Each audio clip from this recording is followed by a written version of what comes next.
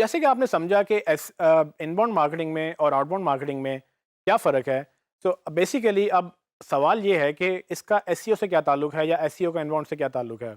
तो बेसिकली जब हम बात करते हैं कि ये पुल मार्केटिंग है, यानी कि लोग इन्फॉर्मेशन पुल करते हैं, वो कैसे कर सकेंगे? आमतौर पे ऑफलाइन वर्ल्ड में क्या होता है, लोग जाके किसी से पूछेंगे कि भाई मुझे इंश्योरेंस लेनी है, मैं कौन सी इंश्योरेंस लूँ, या किसी बड़े से मशवरा करेंगे या किसी दोस्त से पूछेंगे।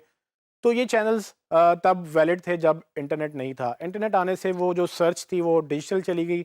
अब लोग जाके गूगल में सर्च करते हैं कि मुझे इंश्योरेंस लेनी है तो मैं कौन सी लूँ, which insurance is better, how to buy insurance, where to buy insurance, या कंपेयर करते हैं कि कौन सी इंश्योरेंस कंपनी बेहतर है, कौन सी नहीं है। रीड करते हैं, सर्च करते हैं। सो इस सब में जो ये पॉसिबिलिटी क्यों हो सकी, ये गूगल की वजह से या सर्च इंजन्स की वजह से हो सकी, क्योंकि अब लोग इन्फॉर्मेशन पुल करते हैं।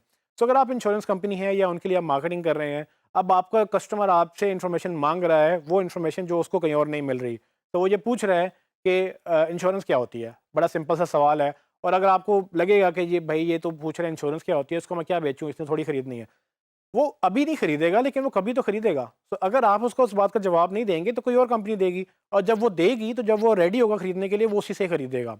तो कभी भी 100% ऑडियंस आपकी रेडी नहीं होती बाय करने के लिए। आपने देखना होता है कि कौन सा रेडी बंदा रेडी है और कौन सा नहीं है।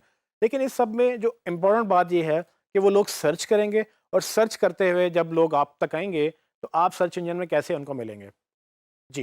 तो बेसिकली आप खुद ही समझ गए हैं कि जब सर्च लोग करेंगे और आपने गूगल में रैंक करना है या आपने सर्च इंजन में रैंक करना है तो आपको एसईओ चाहिए। तो जो पहला फेज़ है अट्रैक्ट करने का, वो यही कहता है कि आप लोगों को अट्रैक्ट करें।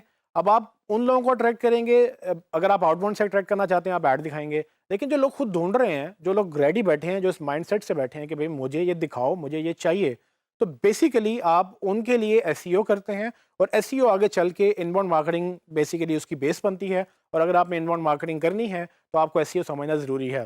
तो ये वो लिंक था जो मैं चाह रहा था कि मैं आपको एक्सप्लेन कर दूं कि एसईओ को सिर्फ एसईओ के तौर पे मत देखें। बेसिकली आपको ग्रो करना है तो आप जब एसईओ समझ जाएंगे तो आप आगे भी ग्रो कर सकते हैं। लेकिन आपको ये पता होना चाहिए कि अगर आप किसी कंपनी के साथ एज एन एसईओ कंसल्टेंट या एसईओ एक्सपर्ट काम करेंगे तो उसकी अप्रोच क्या होगी।